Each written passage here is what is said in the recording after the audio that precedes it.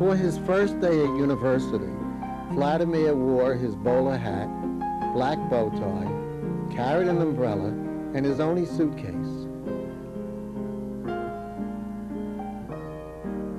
When he arrived at our room, I opened the door, and he looked at me for a moment, then walked inside to survey our room.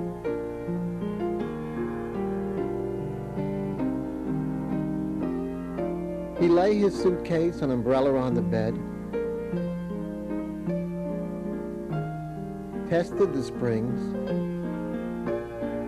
and then turned around and came back to shake my hand. I told him my name, and he told me his. I mispronounced his name, and so he corrected me by saying, "No, Vladimir."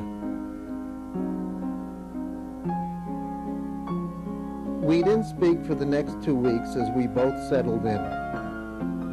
And then one day, to break the silence, I asked him what he was going to study at college.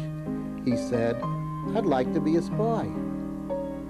A few months later, he disappeared, and his disappearance has been the subject of much speculation, but I'll share with you what I know. He never went to any classes. Instead, he spent most of that fall term teaching himself how to spy.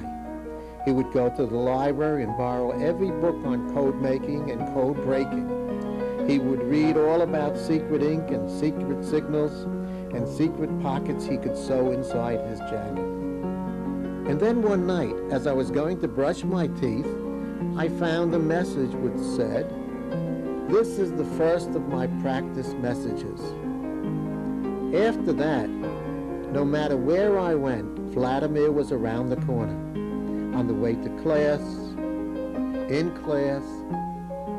The messages were usually in some code I couldn't understand, but he became quite good at finding me, even in the strangest of places. Soon Vladimir felt that he was ready to try real spying. But the only problem was that he wasn't sure where to go. The ones who wanted to be doctors would intern with doctors. The ones who wanted to be lawyers would intern with lawyers. But Vladimir couldn't exactly intern with a spy. So he went to a professor who got upset. He went to a dean who thought he was joking. He tried his senator's office. They were no help. He called the FBI, who told him to try the CIA, who kept hanging up on him. The embassies in London laughed, France scoffed, and the Germans said they didn't do that sort of thing now that the war was down. So Vladimir went out on the streets and would approach people he thought might be spies. He gave them a card which explained where he could be reached. But eventually he stopped handing out cards, passing me messages. He started to talk more, to make some friends. I think he even dated a girl.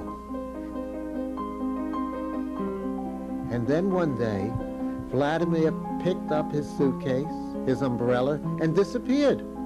There was nothing left in our room, no trace anywhere. Now rumors spread, of course, that Vladimir had in fact become an international spy. Others thought he had just taken a long vacation. Some said he would wind up in Hollywood, and a few reported that he had been killed. I didn't know what to do. I thought perhaps this was part of his practicing, but I was worried. So I left a note in one of his usual hiding places. It simply asked where he was. A month went by, and then another month, and then finally one day I found the reply. No, Vladimir. That's all it said, and it was the last I have ever heard from him.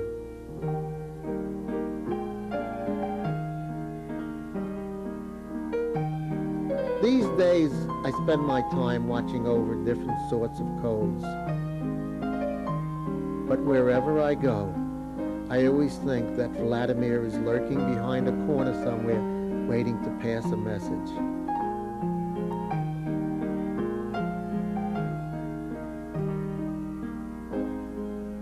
It's been quite a few years now, but still no Vladimir.